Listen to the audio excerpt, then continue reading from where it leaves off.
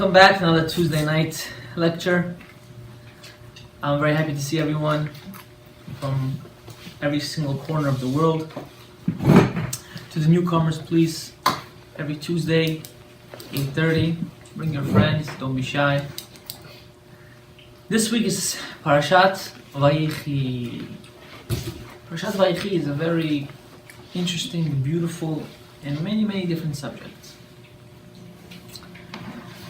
Now in this week's parasha, we see something very unique and very different than what we see in our generation. I'm going to explain to you.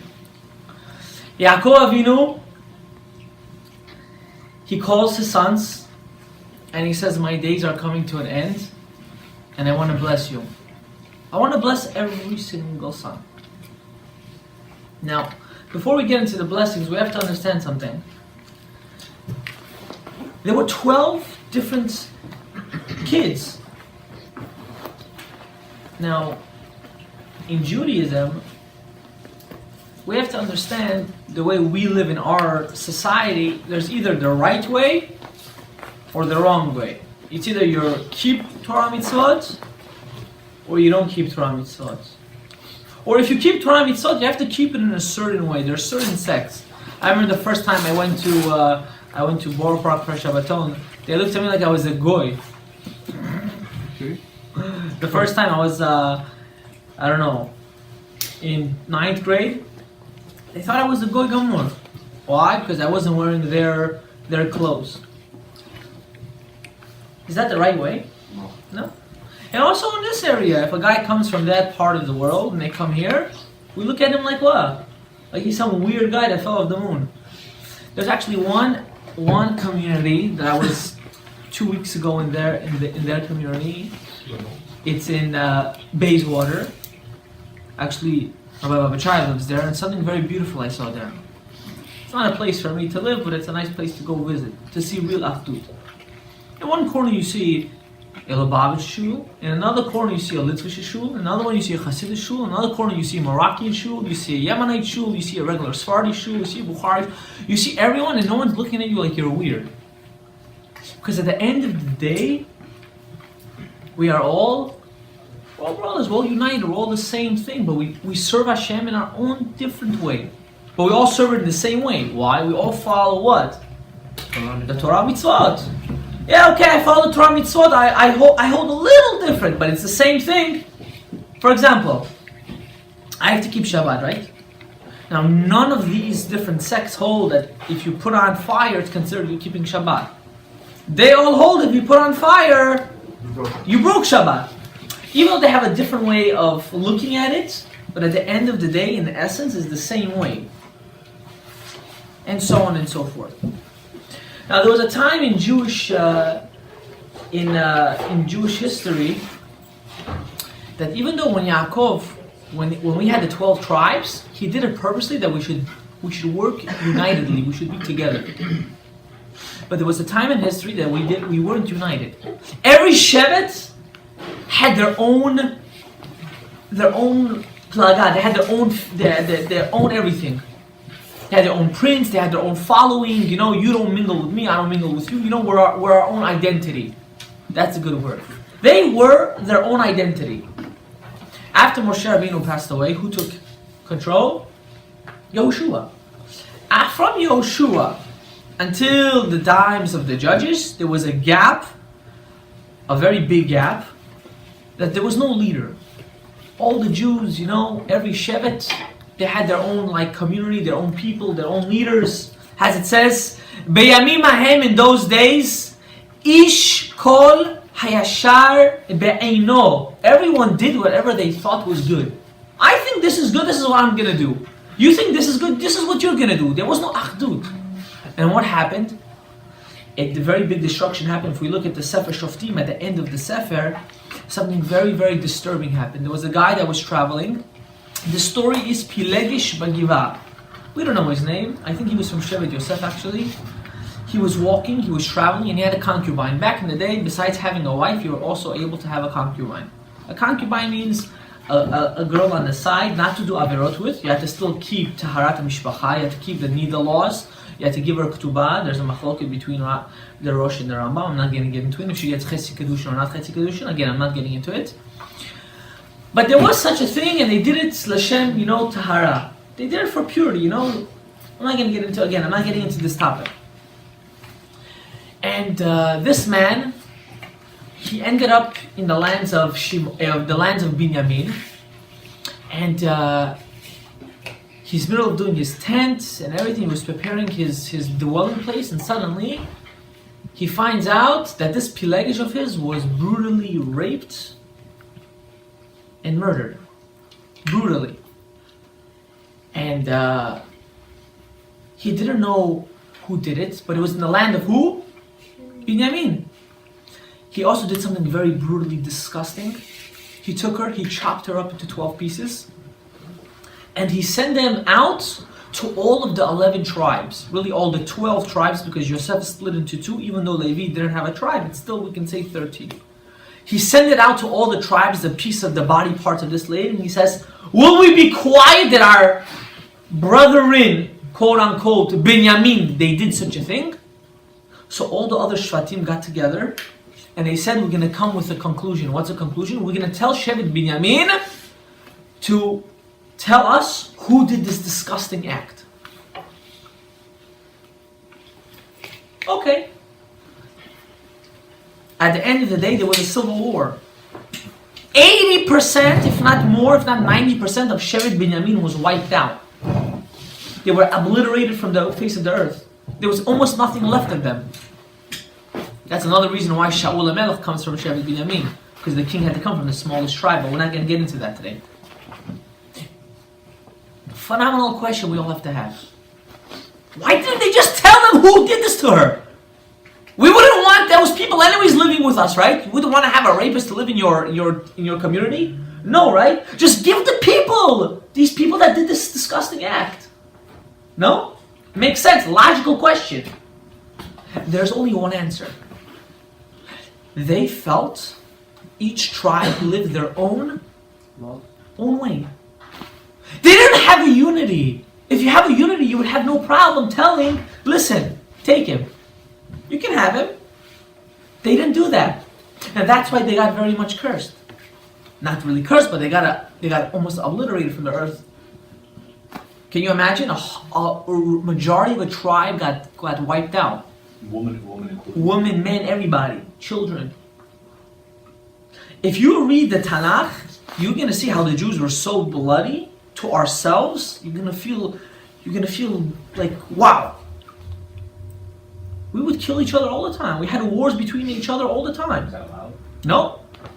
It's not allowed. How can you kill your brother? It's one of the 10 commandments. It's one of the Shevitzot B'nai Noach. You can't kill someone.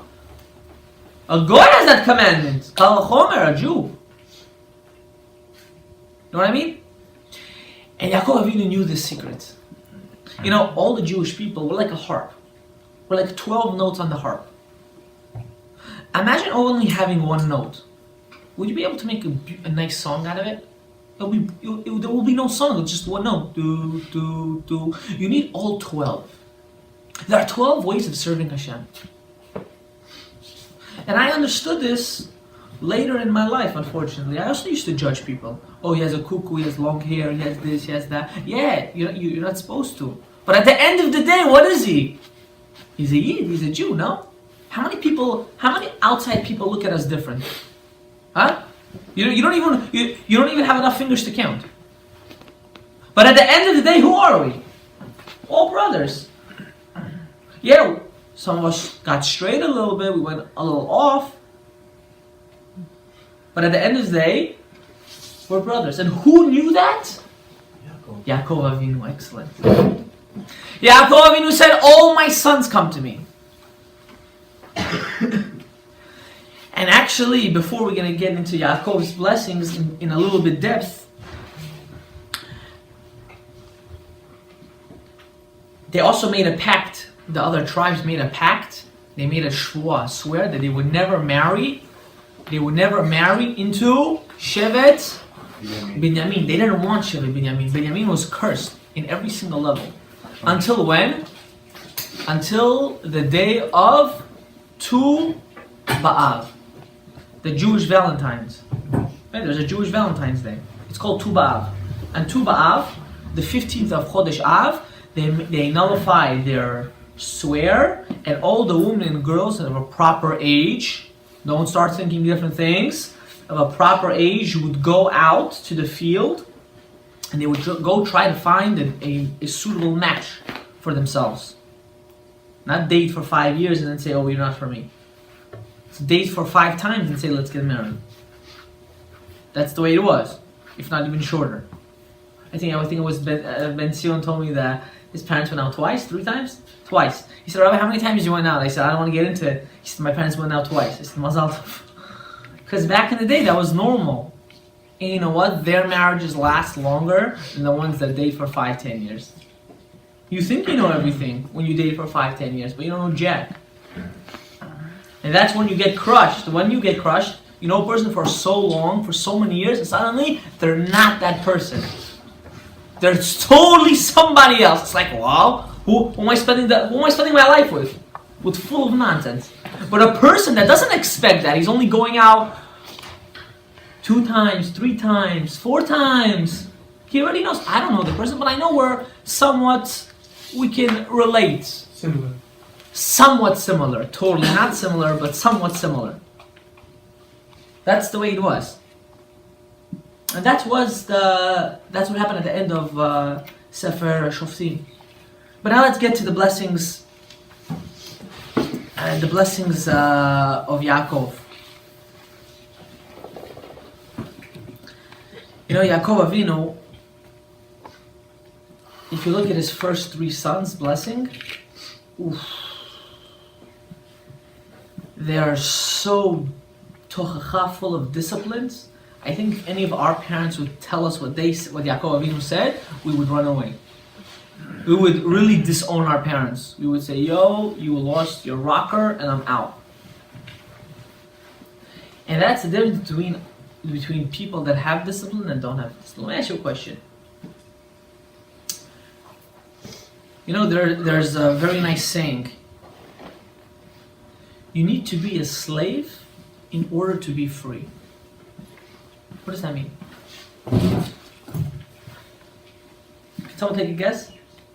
You need to be a slave in order to be free. That means you have to be in a position where you felt like it is to be a slave, and then once you're free, you know what freedom really feels like. Wrong. It's like saying before you become king, you first a prince. Wrong. It's like saying before you want to become a leader, you have to be a follower. Wrong. It's someone like saying you have to fail in order to succeed. Something like that. No, and I'm going to explain to you what it is. A person that is free is someone that knows how to constrict himself. Let me ask you a question.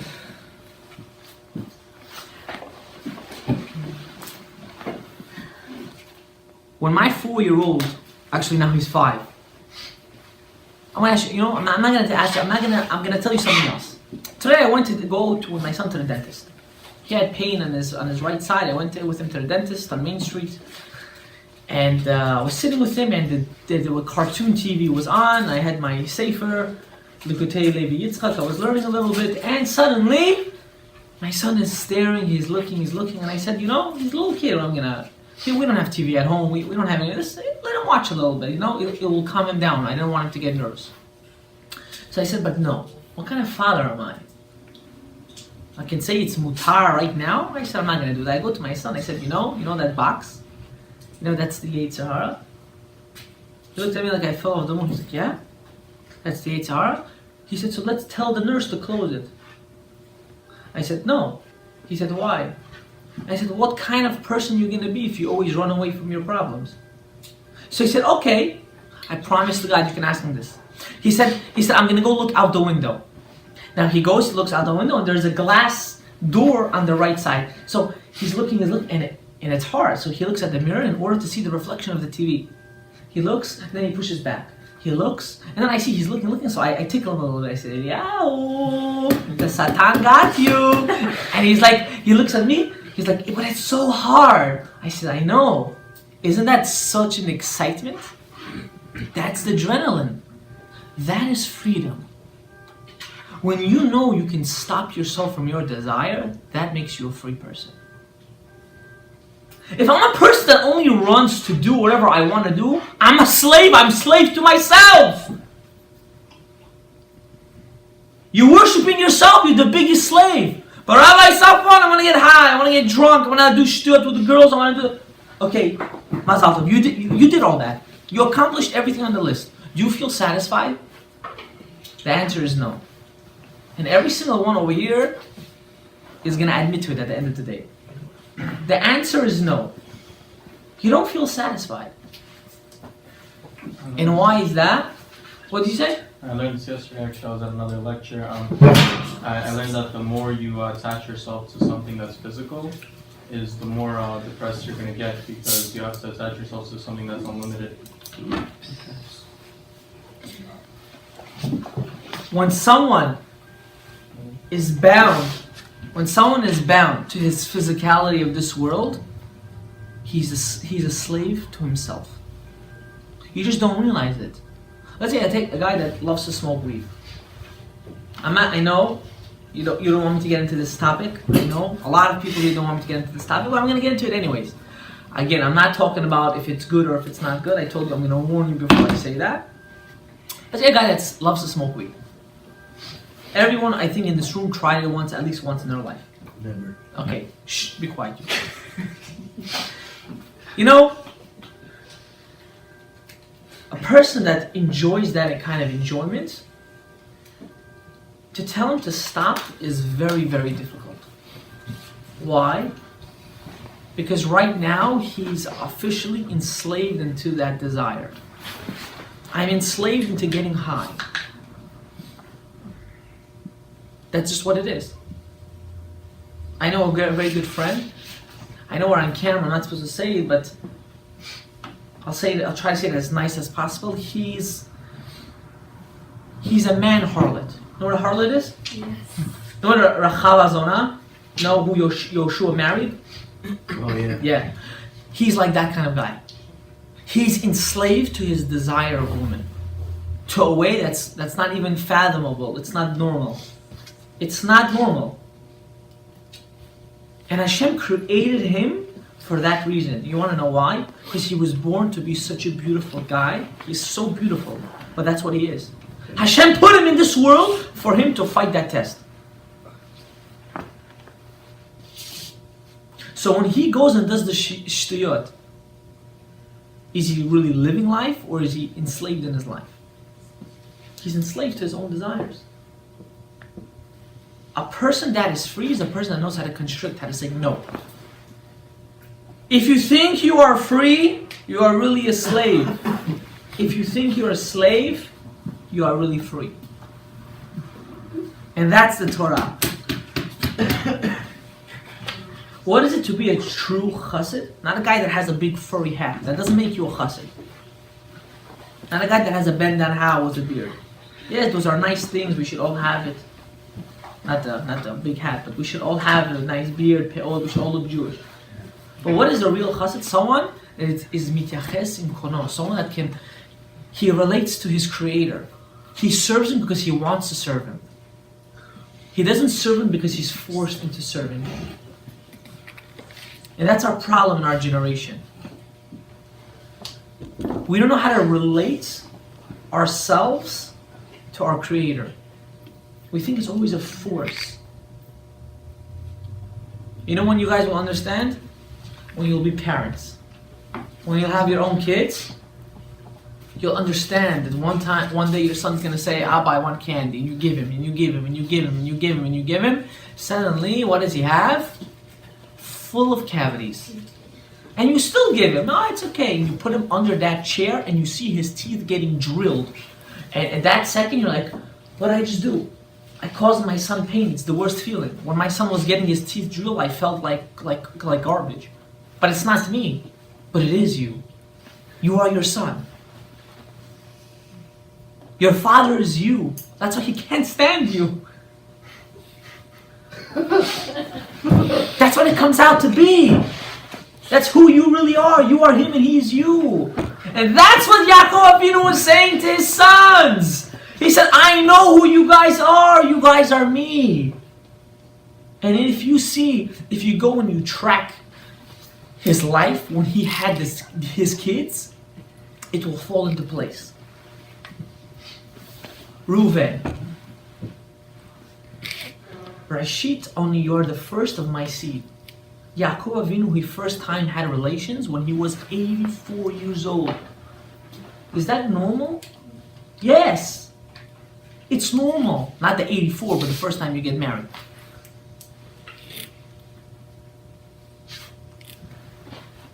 And what did he tell Yosef? What did he tell? I'll tell you why I'm saying Yosef.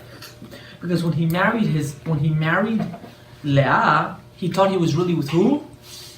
Rachel Imenu. He got tricked.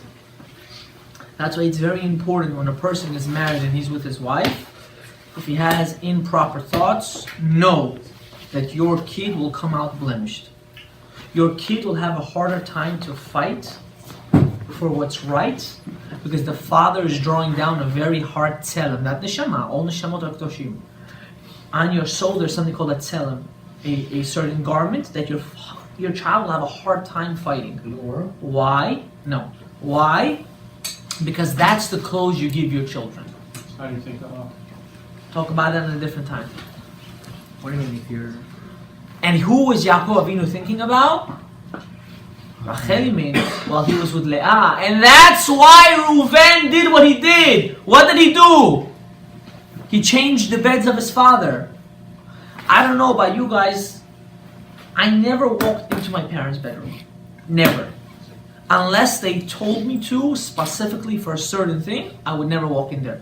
Who gives you the right to walk into your parents' bedroom? It's Kodesh Kodeshim, it's the holiest thing. Over there is Maaseh Merkava, over there is the holiest things are happening in that room. Who let you go inside there? Oh, Rabbi, you're so perverted. No, I'm not perverted. It depends how you look at about life.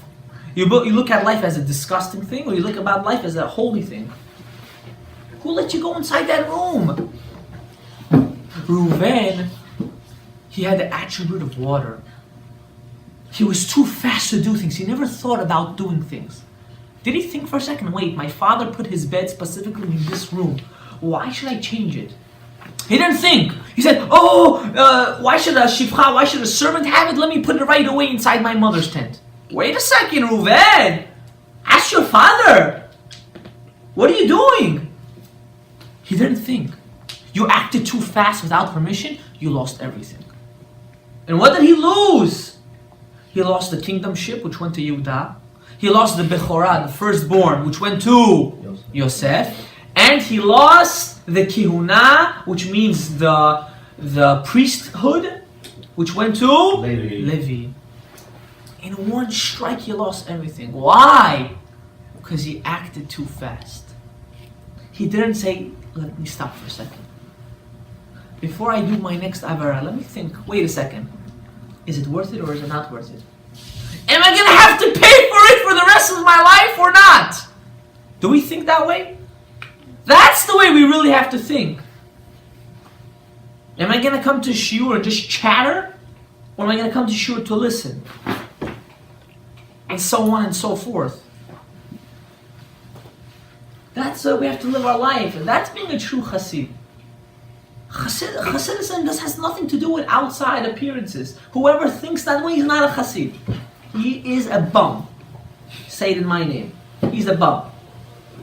A chassid is someone that every second he walks and he lives and he breathes, he thinks about what? Hashem. Am I doing something right now or am I not doing something right? Would Hashem be happy or Hashem wouldn't be happy? Do I look like a fool to the people around me or I don't look like a fool? Am I doing a Kiddush Hashem at the moment or I'm not? Do I live my life for who I am or do I live my life for people? Now, I got a phone call one time from one of the Rebbeim in our yeshiva. He's like, Rabbi G, I need a favor from you. I said, yeah, what's the favor? I need you to speak in a certain girls' school. I said, B'shum panim b'ofen, I'm not walking in there. Why? First, number one, my wife would kill me. And second of all, what's the point? They're not going to listen. They'll get inspired for 30 minutes, like all women do, and then automatically, they go all the way, they hit rock bottom. It's like getting high, you know? Why do people smoke weed? They want to feel such an inspiration of life. They do. And I don't blame them. They want to feel such a goodness, but at the same time, they crash. And that's when they reach the deepest hole of their life. And that goes to adults now too. So he said, so I have a certain girl I want you to talk to. I said, regarding what? Regarding this news. I said, don't talk. I said, here's my wife's number, 718, but yada yada yada yada. Call her, she'll talk to you about sneot. When I was going out with my wife, not everyone, a lot of people know the story, but not everyone knows the true story. Why did you want to talk to the girl? Why it's not sanua, first of all. I have no right talking to a girl without my wife's permission, and especially if she's not in the room, and especially there's not enough more people there. It's just the way it goes in life. Yeah. You can't do whatever you want. There's certain guidelines and rules. And what happened was, when my wife and I think I was in 11th grade at the time, me and my wife came up. I knew my wife for many years. Many years.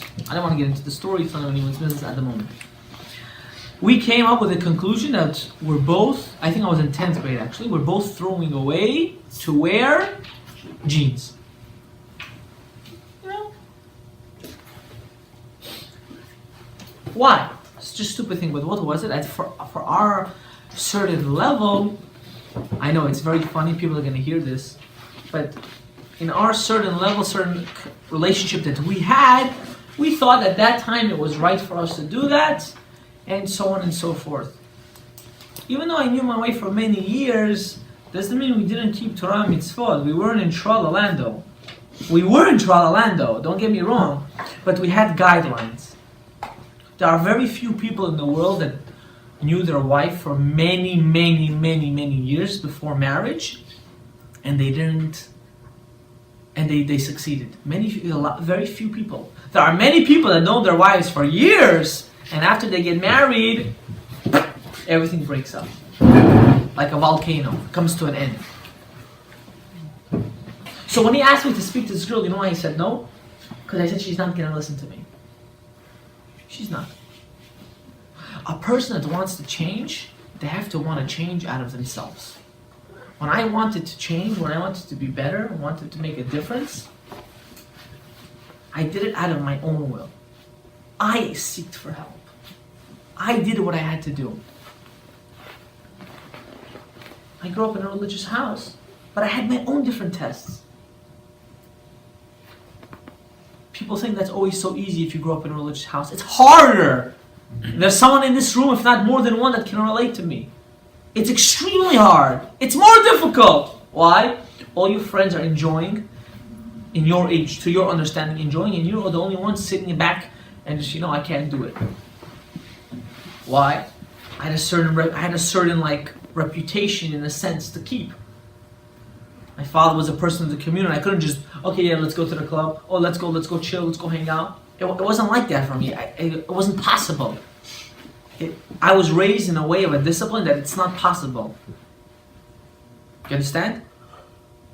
And that's the way Yaakov Avinu disciplined his kids.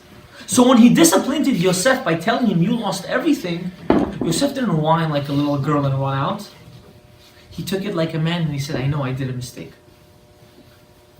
And who did the tshuva for him later? If we look later, Moshe Rabbeinu prayed for Yosef, which we're not going to get into it right now. Okay, Shimon and Levi. Shimon and Levi. You know what was their blessing? I think it's worse than Reuven. He said, since you used your sword to destroy Shechem, you will be cursed to be scattered amongst your brothers. You will be scholars, but you won't have a resting place. You'll always have to go, you'll always be scattered. You'll be the Talmidei Chachamim. You'll be the rabbis that will be teaching Torah. That was Shimon and Levi. Now, the Yalkut Manuel says right away, Yehuda and all the other brothers got a little bit afraid. They're like, listen, our father's off his rocker. We can't handle this anymore. To get put down to such a level is not normal. And Yaakov Avinu saw that, and suddenly he changed his tone of voice. He said, Yehuda. Nice to see you. Likewise. He said, take food. He said, Yehuda, you will be the king of your brothers. Why? Because you knew how to admit to your mistake. Wait a second. Time out, everybody. Time out. Big time out. Out of all the brothers, think for a second. Use your brains for 1 second. Who do you think would be the suitable king of the Jewish people? Out of all the 12 tribes? Yosef. Yosef. Yosef was the suitable king at the moment. He fought his tests. He survived Mitzrayim. He went against Eshet Potiphar. He stayed religious. He kept the Torah. Yehuda, he fell. He slept with his own daughter-in-law. He had kids from her. Wow. And what does Yaakov Avinu say? You are the suitable king. You know, I always hated, thank you. Baruch atah Adonai, Eloheinu melech haolam she'akol nihya b'dvaro. You know what I always hated? You read the stories of the tzaddikim, and automatically what they say? At 4 years old, he knew all the Gemara. 5 years old, he knew the Mishnah. Yeah, these are nice stories, But that doesn't give me any hope. What am I...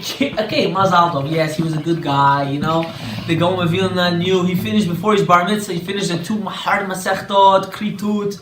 And he was, But what is that? What does that relate to anything to me? No. It has nothing to do with me. But Yehuda is 100% us. He fell. He fell in one of the worst sins. Znut. Yeah, he fell or he didn't fall is irrelevant. But he admitted it! When she came and said, whoever this staff and this signet ring and this tefillin this belongs to, that's who I was with. And what did Yehuda say right away? Tzadika mimeni. She is more righteous than I am. That is a true king. A king that can rule with his brains and not with his emotions. That's why only men can be rulers and not women. Oh, women's rights. It has nothing to do with women's rights. I love women. I love my wife. You can go ask her. She has all the right in the world in my house. She makes decisions. Women's rights. Woohoo! But women rule with their hearts. If you see a child crying because he wants a candy and it's not good for him, always the mother or the grandmother or the sister will say, here, just give him the candy. Oh, his teeth are falling. He's gonna die. Give it to him. Maybe, what are you doing? What are you doing? The father? Nope. Oh, you're such an akhzar. You're so wicked. What? He's wicked? He's the most kindest person out there. He's the one that's saving your life. And that's the story between Yosef and Yehuda, and that's why Yaakov Avinu, even though he loved who? Rachel. Yosef the most, Rachel, which came out to be Yosef the most, he still said the kingdomship had to be to who? Yehuda. He's the one that can make the right decisions. He's the one that the Tehillim says, Sheva Yipol Tzadik V'kam. 7 times a person falls and gets up. That's our life story. We fall every day. But every day we also read in the Tefillah, what? What do we read every time? Not only Ata Gibor, we read that 3 times a day. Mechadesh bechol yom tamid. Hashem renews us from the beginning every day. Every day, remember, you have a clean slate. You are born with a clean slate, Rabotai. If you don't know Pirush HaMilim when you daven, you're not davening. If you don't know what you're davening, you're not. You know why people hate to daven? They don't know what they're saying. Elokai neshama shenatata bi tehorai. God, the soul you gave to me is pure. You chose it for me. You gave it to me. When we read it and we understand what we're reading, it's a total different davening. It's a new identity. It's a new prayer. You look, open the Amidah, Hashem Sfatai Tiftach V'Yagid Tiratecha. You're asking Hashem permission for you to pray. There are two ways of understanding it. Oh God, you're so pessimistic, you're so thinking, you're so egoistic, God. Or we also have to ask permission from you to also daven to you? Yeah? Why? Because you did sin with that mouth. Let's say someone did a sin with his mouth, right? He Cursed. No. He ate pig. I'm gonna be very, very... And the smell of bacon is in his mouth. And now you go to a rabbi, you ask, Rabbi, can you give me a blessing? What is the rabbi gonna say? Get out of here! Brush your teeth, have some respect. How you come with your breath smelling like bacon? The same thing is that when we come to God. God, we love you so much. Please give us permission that we can open our mouth to you. Let me pray to you. I want to pray to you. I want to be close to you. If you knew the power of prayer, you would never let go of that book. Never. You pray for everything in Amidah. Everything. Your family, your wife, your kids, for your enemies, for your health, for the Geulah. The reason why you don't realize it because you don't know what you're reading. You were forced into it. And that's one thing I love about our yeshiva. Not our, but specifically not mine, but Rabbi Klein Yeshiva, Laman Achai. The kids that come to yeshiva, they're not diamonds. But they come and they know that they want to change. They're the kids that come and say, Rabbi, we know we do wrong, we admit we do wrong, but we want a difference. We want to be different. We want to change. And unfortunately, there are very, very, very few, maybe even less than as many fingers as I'm picking up as yeshivot like that. Every yeshiva thinks that their kids in their yeshiva are the most tzaddikim, and they're the greatest, and they're all tehorim, and none of them do any shtuyot. But that's wrong. They lie to themselves, and that's why the kids are not getting the proper help. And every single one of you here can both admit to it that I'm saying right about their old school, and right about to our school. I can sit you all up, every single one of you, and get a testimony for this. And you want to know what's the difference? It's because life is not black and white. Life has some gray. I went through some gray. And I can relate to you. Specifically. And you. And everyone here. And I'm not going to deny it. I did sin. Not half as what you guys did. But I did sin. But we hold hands at the end of the day. What is Rabbi Shimon Bar Yochai saying in the Zohar Kadosh? Which the Chovot Levavot says, which we learned last year, that this world is one big boat. We're all in one big boat. Let's say there's a guy, his name is Moshe. There's Moshe here? Yes, right here. There's a guy called Moshe, we'll use it. And we're on a big sfina, we're on a cruise ship, Kaif, we're going to, I don't know. And he got the lowest, the bottom one. Why? He didn't want to pay so much money for the top one. He wanted the lowest. This Moshe, not you. And he said, you know, I want to make a pool for myself. He takes a hammer and he starts hitting the walls of the boat. He wants to make a hole that there's going to be water in his room. He wants a pool, no? He wants to swim with the dolphins in his room. What are you guys going to do if you were next door? Habibi, what are you doing? The sfina, the boat is going to sink. We're all going to get stuck. What are you doing? That's who we are, Habibi. I can't hate you because you do something wrong. I have to love you more because of that. That's what I have to do. I have to hold your hand and say, let me help you repair that hole in the wall. I want to help you have a difference in your life, not just me. Every Klal Yisrael has to think that way. When I'm saying me, I'm not meaning me. I'm not having that ego. I'm saying all of us have to think that way. We have to be lev lachim, hold hands together. We're the same heart, the same brain, just a different part. You understand? And Shimon and Levi, they decimated and they destroyed a whole town.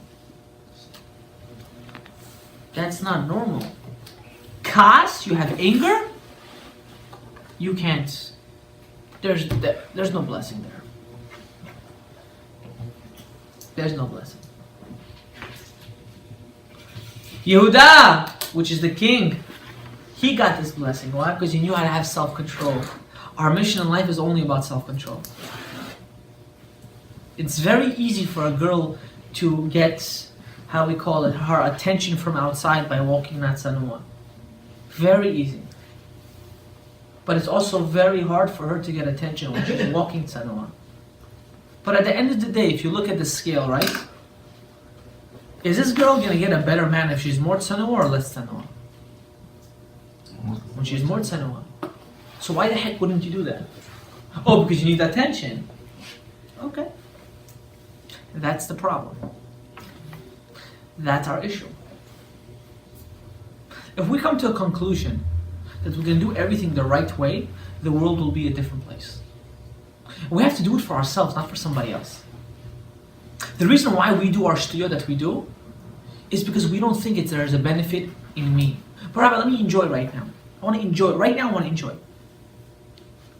Okay, you're going to enjoy now. And let's say one day you're going to get married and your wife is not going to give you the ultimate pleasure that you thought that you would one day get. How are you going to feel then? How are you going to feel? Explain to me. I tell you how you're going to feel. Like the worst feeling in the world. The worst feeling. Why? Because you're stuck. You're stuck. In that period of your life, you're done. Why? Because you experienced something and you cannot get it back. So why to put yourself in that kind of condition? Explain to me. Why would you put yourself in the epitome of hell? Or for enjoyment? 30 seconds of pleasure, 12 months of Gehenna. Or in this case, 30 seconds of pleasure, 120 years full of unsatisfactory. In any aspect that you think about it. That was Yehuda. He got up, Yehuda. He said, I know I did wrong, and I'm going to be king. After Yehuda, Zevulun. Now there's a very nice question I asked myself. Why is Zvulun before Yisachar? Yisachar was the scholars. Zvulun was the businessman. Zvulun was blessed to be full of business. Hatzlacha in the water, Hatzlacha in the fields. His water ended at the lands of Asher. Asher was also very good in Parnassah. And riches and the oils and stuff like that. Why was Zevulun, which was blessed with monetary, was blessed before Yisachar, which was blessed to be Dayanim, judges, scholars in Torah? The answer is very simple. Because Zevulun, his reason of making all of his great money was in order to support who? Yisachar. He said, I'm making this wealth not for myself. I'm not selfish. I'm giving it to my brother. I want him to learn, so I'm gonna share him. I'm gonna pour for him. People that support the Torah, Hashem gives them kifle kiflan, 100 times more. That's what Hashem gives. And support just means like money-wise, or? Whatever is needed. For example, in our shiur, we need a new camera.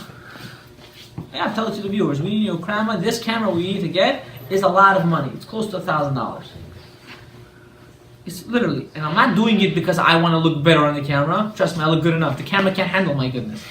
No, I'm just playing. You understand? I'm not. It's a good gava because if not, I'm going to end up looking like. Oh my God. You understand? We need a new camera. We need the people to support the Torah anytime, whoever, even if there's a group of 50 or 100 people that support for this specific camera, the schar of every shiur that's recorded on that camera goes to who? Goes to them. Imagine, you know how much time I need to prepare a shiur, or any person that gives a shiur? You know how do you know if a shiur is good? When someone prepares it. How do you know a shiur is not good? When the person doesn't prepare. Same thing in school. How do you know that day you can take advantage of the teacher? The teacher just comes, he's freelancing, he doesn't know what he's saying. But a teacher that comes and he's prepared, wow, the students see the smoke coming out of the teacher, he's like, ah, and he goes at it, he's like, wow, we're done, okay, yes, let's go. I know this from experience. When I come prepared to my classes, that the students can't say a word. When I go and I start talking slow, already everyone knows, yes, we can fry him, except me, because they know if they fry me, they're done. They're literally done. They know this. I'm going to turn the camera, they're going to all admit it. You understand? So that's why Zebulun was blessed before Yisachar. Oh, Torah, Yirat Shamayim. No. Torah is great. Who's going to support the Torah? Who's going to give strongness to the Torah? That's what we have to do. Most shuls nowadays, unfortunately, are like museums. It's a museum. I feel so sad. Why? There is no limud Torah in there. There's no Torah value. Why aren't there more yeshivot? Put more yeshivot. If I had a person that say, Rabbi, I'm here to give you money, the first thing I would do is open a Beit Midrash. Not a kollel. A Beit Midrash where our young guys from age of 18 to 20 something could go learn Torah. They can become better people. That's what we need. Money will always come. I can tell you this out of experience. When I got married, I had nothing to my name. Nothing, not even a sock. I had nothing to my name. Baruch Hashem, Hashem said, I want you to get married, and I'm going to give you everything. And He did. He provided me with everything I needed. Do I regret it? Not a second. If I had a chance, I would get married earlier. I wish I got married earlier.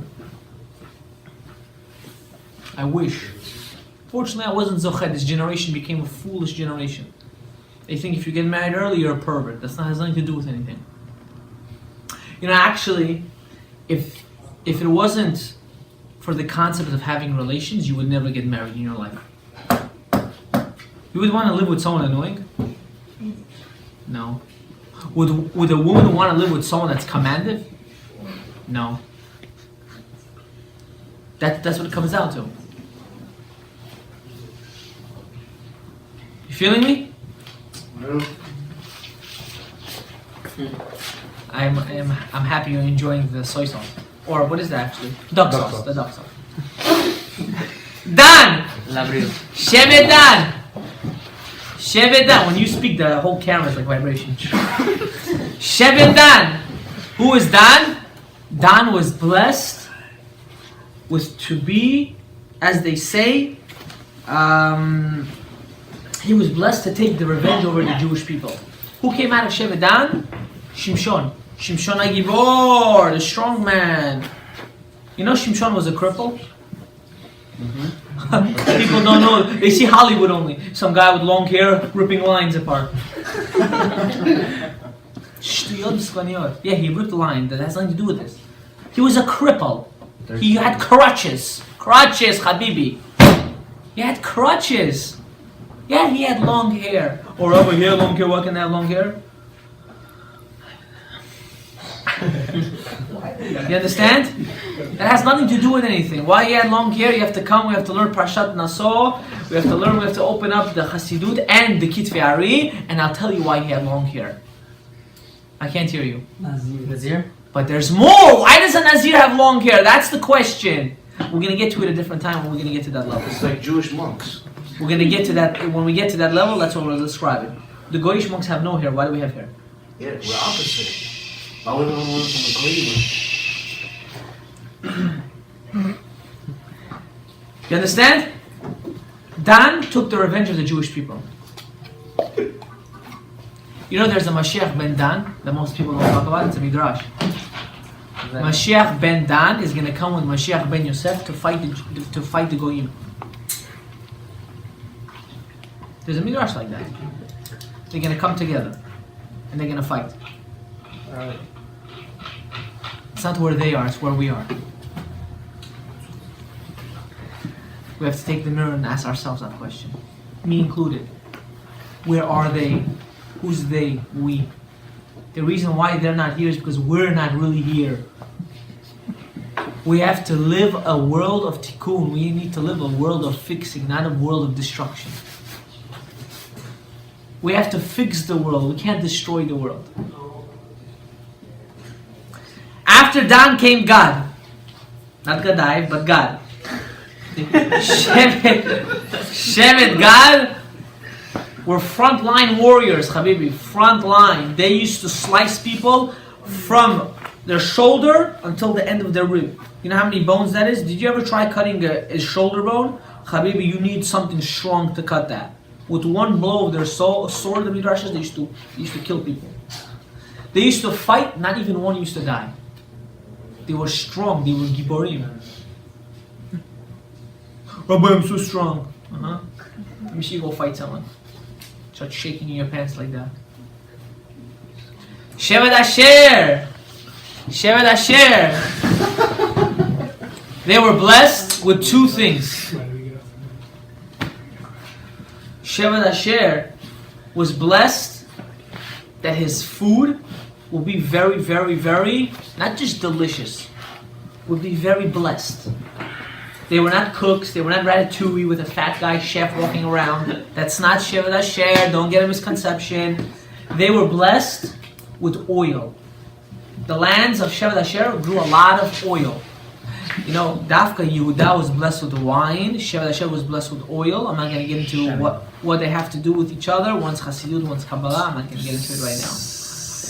You gotta tell us. You gotta tell us. What else will they bless with? That the Midrash says, with beautiful women. We gotta call Hatzalah. Someone just fainted. We have a fainter. Shevet Asher was blessed with beautiful women. What does that mean? I'm gonna find you the source to it. I know there's a source. I actually read it once. I'm gonna find you two things. One, they were hairless. Yes, that's a blessing. That is a blessing. Girls. And number two, they didn't have a menstrual cycle. Really? And how do we know this? Because the Bnei Levi, the Kohanim, used to want to marry from Shevet Asher. Why? Because they had a lot of details of Tumah and Tahara, purity and impurity. And Kohanim are not allowed to be impure in order to eat the korbanot. Imagine a Kohen that doesn't like to go to the mikvah. I want to warn you right now. Get ready for every day at least 100 times to go into the mikvah. Because you need to always be pure. Always, you need to go in, come out, go in, come out. You gotta always be pure. You're kadosh, you're holy. So the Shevet and Levi, they always needed to be pure to do what they needed to do. You understand? Let's go weiter. Let's continue. Shevet Naphtali. What was Shevet Naphtali? Runners. It was very fast. Not water boys, but runners. What does that mean, runners? Not 47. No. Those are the guys that want to be big, but they are working 47. What do you do? I'm a runner. You know what we say to those people? You know what we say? Those people end up being something. You understand? Those are runners. You were one. You know what? I'm laughing. The people one time that thought they were, suddenly what did they become? Runners. They're the lowest of the low. Hashem should give you such parnasah that you should have 100 runners. Now, shh. I think he's looking for a job. You can hear him now. Shevet Naphtali, they were runners. Why? They were always used to run to tell news, to always have information. Not only that, Eretz Israel was blessed to be the land of Tzvi. Why a land of Tzvi? Why a land of deer? Because as many people used to put in Eretz Israel, it always looked that it was so big. It was a, if you ask a sofer, not a sofer, but a person that makes leather, when they stretch the skin of a deer, it's like stretches double its size. When you stretch a goat or a cow's skin, if you do a little bit more than what it is, it'll start cracking and ripping. That's the beauty in a deer. Now Yosef, there's so much to talk about, but I'm going to cut it to a minimum. I'm going to give you one skula. Why was Yosef blessed neged Ein Hara? Everyone, Because he was beautiful. Lahefech, that's why you should have more Ein Hara. Because people look at you more. That's why you should have Ein Hara. But why was he blessed? Even though he was so beautiful that he was, whoever's from Shevet Yosef doesn't have Ein Hara, it says. They don't have Ein Hara? That's what it says. They don't get Ein Hara. They don't get Ein Hara. No, they get it, but it doesn't affect them. Oh, we're not going to get into it. The Gemara says it. We're not going to get into it. Don't get too happy. Shh, wait. What's a skula to go against Ein Hara? Let's say someone thinks that they have Ein Hara. They have to be like Yosef. What is that? They have to destroy their desire for looking at a woman. And women have to destroy their desire for trying to attract themselves towards men. Yeah, that's the skula. I'm not telling you now to put a garlic on top of your house, to do spandur, that avodah zara, to put, evil eyes and all this shtuyot. Evil eyes is not shtuyot, the Ben Ish Chai brings it down. But everything else out there, majority is all BS, nonsense, and it's all garbage. You want neged Ein Hara? You don't want problems? Stop running after women. First of all, they're so annoying. They're so annoying, Habibi. They only want and want and want. Come on. Like, how stupid can you guys be? You know what I mean? Don't worry, you guys are not any better. You guys are not any better. I'm not going to get into it now, because the camera's on. You guys are not any better. Okay? You guys are like dogs. Alright? I'm not going to get into it. They're cats.